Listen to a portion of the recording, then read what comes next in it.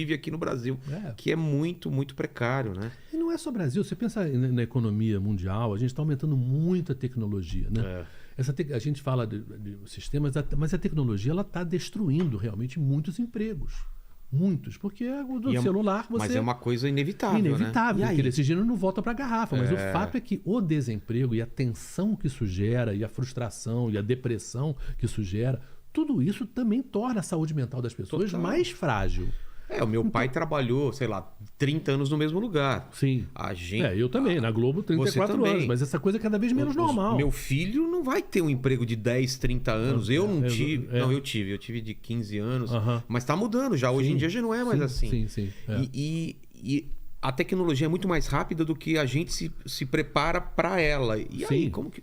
Não, e tá se criando como se fosse uma casta superior, gap, que é uma casta aqui super bem educada, preparada, que cria essa tecnologia, abismo, né? que consegue acompanhar a mudança dessa tecnologia, e todo o resto está para trás. E a gente pensar no nosso país, quer dizer, à medida que a gente perde indústria, perde conhecimento, e você pega as verbas da ciência e tecnologia, como elas foram cortadas no Brasil nos últimos anos, você tem hoje, por exemplo, saiu, né, aquele Thiago Oliveira, né? A revista Time americana, ela faz sempre todo ano os 100 personalidades do mundo mais influentes. Sim. E tem 2 brasileiros, uma indígena e esse brasileiro, Thiago de Oliveira, que é um chefe de um laboratório na África do Sul. Quantos brasileiros, e na pandemia a gente viu isso, a gente perdeu, né? em Harvard, em Oxford... Claro, porque cérebros brasileiros não tem condição de ficar aqui. Não dá nem para culpar os caras, que eles vão ficar aqui? Eles querem pesquisar, eles querem trabalhar, eles querem ter um salário decente, eles querem, digamos assim... Agora, muitas vezes essas pessoas foram educadas com dinheiro até de impostos, público, CNPq, público. E aí, na hora que ele tem que devolver pra gente, ele vai lá para fora. Porque não tem como ficar. Porque não tem... Nós não criamos um parque tecnológico, instituições suficientes para absorver todos esses cérebros maravilhosos de brasileiros, de brasileiras, que poderiam estar melhorando o país. Então, a gente vai começar a vender pau-brasil de novo? Eu brinco que é isso, porque na prática é vender soja, vender ferro, é voltar... É muito pouco, né? Não tem tecnologia. E o mundo a gente vende hoje barato e compra caro. A Alemanha ganha mais dinheiro com café do que o Brasil. Não tem um pé de café na Alemanha. Por quê? Porque é torrefação. A Alemanha transforma o café no produto que chega na mesa das pessoas. E a gente não faz isso. Como? Como não tem mais indústria disso aqui no Brasil? Aí você pega fertilizante. Poxa, o maior agronegócio é o grande negócio do Brasil. Por que a gente não é autossuficiente? Porque como é que a gente não faz o fertilizante da gente se a gente compra? Faz aqui e vende para cá para o brasileiro comprar do brasileiro, né? Claro. Tem setores assim que a gente vê, claro que não é burrice. Tem interesses que querem manter o Brasil lá para baixo. Tem gente ganhando dinheiro assim. Mas eu acho que se a gente pensar como sociedade, isso não tem o menor sentido, né? A gente continuar vivendo com isso. A gente tem 4, né? Saiu agora recentemente, dos 10 bancos mais rentáveis do mundo, 4 são brasileiros. Tem alguma coisa estranha, né? É muito estranho. Nós não somos uma sociedade tão rica para ter 4 dos 10 bancos mais ricos do mundo. Mas o que é? Eles podem cobrar da gente tarifas que são permitidas, por exemplo, o cartão de crédito aqui é 300 e tantos % de juros, nos Estados Unidos é 17%. Como é que pode? Né? Então, isso a gente tem que conversar como sociedade e falar, não, gente, isso aqui está errado e não é tão difícil assim de consertar. Vamos pensar, né? Ó, a gente tem uma rodada aqui com presidenciáveis, né? Já tivemos aqui vários, né? Quem aqui? Vamos lembrar. Dória, Ciro... O Moro. O Boulos, mas o Boulos acabou, não vai sair. Não vai sair. O Moro, que desistiu. Desistiu também. Aqui a gente tem várias... Vocês estão queimando vários. Queimando vários aqui, hein? Quem vem aqui? Lula. Ciro ainda não desistiu. Lula tá para vir. Bolsonaro acho que não vem, né? Convidamos já. Mas ele foge. Mas foram poucos aqui que falaram sobre alguma coisa além de ideologia, de esquerda e direita, e isso me preocupa mesmo. E eu fiz a mesma, o Randolph aqui também, várias perguntas para ele sobre educação, sobre qual é o dia 1 do governo, qual é o seu plano para educação, né? Porque fica essa coisa que todo mundo compra, que é esquerda, direita, comunismo, fascismo, que é muito muito legal para mesa de bar, para o pessoal discutir, terminar famílias, terminar amizades, mas não resolve nada. E é fachada, né? Quer dizer, existem coisas muito objetivas a serem feitas. Você pega, por exemplo, no Ceará, você tem 77 das 100 melhores escolas públicas estavam no Ceará. Bom, por quê? É só copiar, né? Não tem que inventar, não tem que ir em outro país. Vai lá ver o que está certo. Vai lá ver o que está sendo feito, né? E traz. Então, agora, você tem todos os estados, agora tem eleições para governadores. Nós, como população, devíamos ver, bom, quem se compromete a fazer algo parecido com o Ceará, porque a gente precisa, né?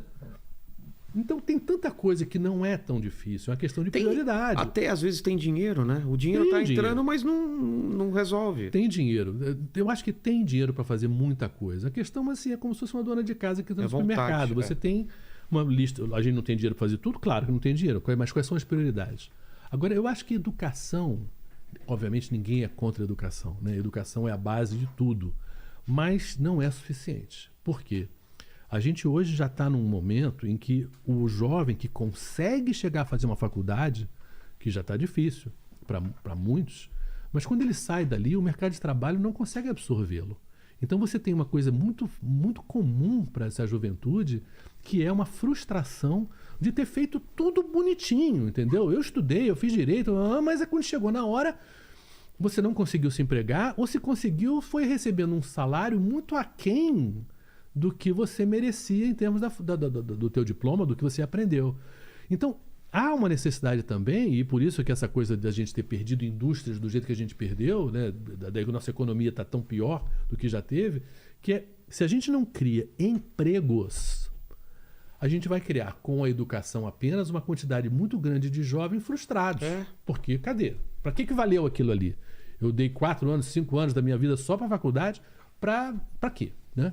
Então, essa discussão sobre como a gente vai trazer mais gente para o mercado de trabalho, ela tem que ser junto com a educação. É uma discussão mundial, mas aqui a gente está... É preocupante, né? Mas eu falo assim, 8 horas de trabalho por dia é um pleito, é uma vontade do século XIX, quando se começa a falar de 8 horas por dia. Hoje em dia a gente está no século XXI e 8 horas por dia, com a tecnologia tão boa como a gente tem tem que repensar 8 horas de trabalho por dia. Por quê? Significa que se eu tenho um trabalho de 8 horas é porque alguém não está trabalhando. Ou ter vários turnos. Então, o que a gente precisaria talvez será... Não, vamos fazer o seguinte, vamos botar o máximo de trabalho por dia, 5 horas, 6 horas, para que um posto de trabalho, 2 postos de trabalho virem 3 empregos. Todo mundo, tudo bem, todo mundo vai ganhar um pouco menos. Mas você vai ter mais tempo para ler, para cuidar do teu filho, para ficar namorando a tua mulher, para você, né, aprender a tocar um instrumento. Tem essa discussão, consumir menos porque você tem menos dinheiro. Mas, de fato, o planeta hoje precisa que se consuma menos. A gente está consumindo demais. Mas o senhor tem esse papo mesmo de daqui a um tempo vai ter que ter uma renda universal, vai ter que ter gente que vai ser pago para ficar em casa mesmo? Porque, na verdade, a gente já está criando como mundo, né, e no Brasil isso é muito claro, o que se pareceria pessoas supérfluas, né? Gente que, entre aspas, a sociedade não precisa. Não absorve. Agora, isso é um absurdo, querido. Não tem como você dizer que gente é supérflua. Como é que essas pessoas vão viver e de uma maneira digna? Porque não estamos falando de sobrevivência. E às vezes eu acho que aí as pessoas bem intencionadas ou mais ricas, etc. tal, erram um pouco em pensar simplesmente na questão do Bolsa Família, ou só na questão de você vou lá e vou ajudar. Não, a vida das pessoas é para brilhar, quer dizer, é para a pessoa se educar e poder contribuir, e poder ajudar, e poder criar alguma coisa, e poder ser feliz, né? Quer dizer, a gente não pode tratar de pessoas como se elas fossem um bicho numa jaula que a gente alimenta com comida e com água e ela está viva. Isso não é vida, né? Agora, se a gente não muda a maneira da gente criar o nosso mundo, é isso que a gente está criando na prática. Realmente é essa, entre aspas, quase que uma quantidade de milhões de pessoas que não vivem, na verdade. Mal sobrevivem. E eu acho que a falta de sonho, a falta de aspirações deve ser a coisa que a maior dor, né? Porque muita gente tem, mas o cara tá ganhando tanto por mês com a bolsa não sei o quê. Você acha que ele queria realmente depender dessa... Vou falar da maioria. Não. Pode ter um ou outro, mas... Cara, ele queria estar ganhando o dinheiro dele, fazendo um trampo que ele possa progredir e possa aprender. Porque o ser humano é assim, o ser humano não é acomodado. Não, essa mensagem... Nesse sentido. Né? Essa mensagem até é meio bíblica, né? O trabalho dignifica o homem, né? Você vai viver ter a tua vida com suor do seu...